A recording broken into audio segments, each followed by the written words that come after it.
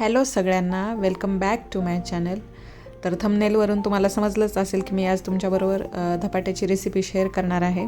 काही ठिकाणी थालीपीठही म्हणतात. तर रेसिपी चालू करूयात. यासाठी मी कद्दू घेतलेला आहे मीडियम साईजचा. ज्या दिवशी आमच्या घरी कद्दू येतो बाजारातून त्या दिवशी नक्की ही रेसिपी आम्ही बनवतोच घरी. तर कद्दू मी चॉप करून घेतलेला आहे आणि 2 टेबलस्पून ओवा, लसूण आणि 4-5 हिरव्या मिरची यांचं पेस्ट करून घेतली आहे मी मिक्सरमधून. तिखट तुम्ही कमी जास्त करू शकता. आणि पिठामध्ये मी 2 वाटी ज्वारीचं पीठ, अर्धा वाटी गव्हाचं पीठ आणि पाऊण वाटी डाळीचं पीठ असं घेतलेलं आहे मिक्सचर. तर ज्वारीचं पीठ थोडंसं जास्तीचंच घ्यायचं, ज्वारी आणि डाळीचं. आणि सगळं एकदम एकत्र करूयात. आणि 2 मीडियम साईजचे कांदे मी चॉप करून घेतले होते. तर आता मसाले मिक्स करूयात पिठामध्ये. तर 1 चमचा धनेपूड, 1 चमचा हळद आणि लाल तिखट 1 चमचा एवढं मी घेतलेलं आहे. तिखट तुम्ही तुमच्या आवडीनुसार कमी जास्त करू शकता. मी विवाहासाठी हेच तिला पण देते, त्याच्यामुळं तिखट थोडंसं मीडियमच राहतं माझं. तर तुम्ही आवडीनुसार कमी जास्त टाकू शकता.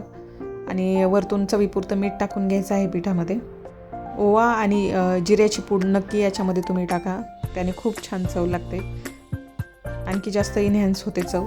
आणि जर तुमच्याकडं पालेभाज्या ॲव्हेलेबल असतील म्हणजे मेथी आणि पालक, तर ते सुद्धा नक्की टाका तुम्ही. हिरव्या पालेभाज्यांनी आणखी जास्त चव लागते. आणि वरतून मी थोडीशी कोथिंबीर होती माझ्याकडं, तर ती टाकून घेतलेली आहे. आणि सगळं एकदम मिक्स केलं आहे, भाज्या आणि पीठ. आणि लागेल तसं हळूहळू मी पाणी टाकून थोडासा म्हणजे घट्टही नाही आणि पातळही नाही असा मीडियम गोळा तयार करून घेतलेला आहे पिठाचा.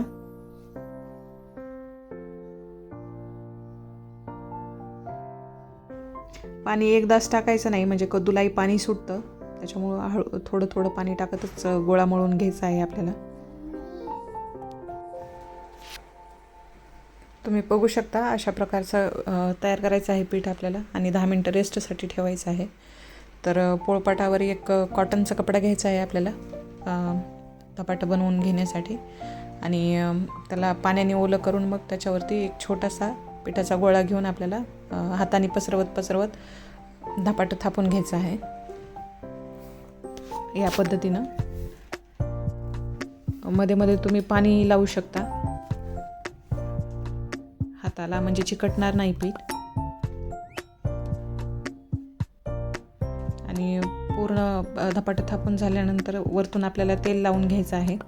आणि तव्यालाही म्हणजे गरम करायला ठेवलेला होता मी. तर धपाटं टाकण्याच्या अगोदर तव्यालाही चांगलं तेल लावून घ्यायचं आहे, म्हणजे चिकटणार नाही धपाटं.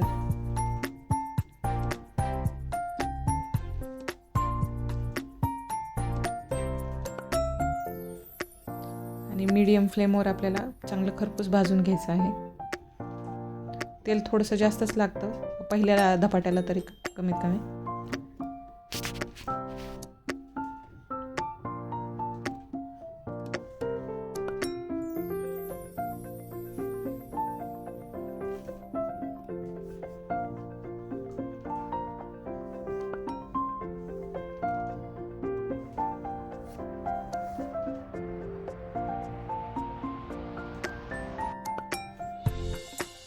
चांगलं खरपूस होईपर्यंत आपण भाजून घेऊया धपाटं.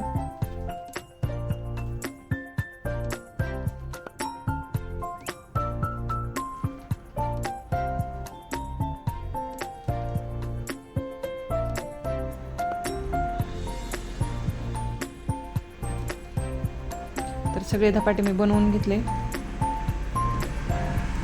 आणि तुम्ही दह्याबरोबर खाऊ शकता. दही आणि मला शेंगदाण्याची चटणी आणि दही असं कॉम्बिनेशन खूप आवडतं. तर व्हिडिओ आवडला असेल तर लाईक नक्की करा, चॅनलला सबस्क्राईब करा. आणि व्हिडिओ बघितल्याबद्दल थँक्यू.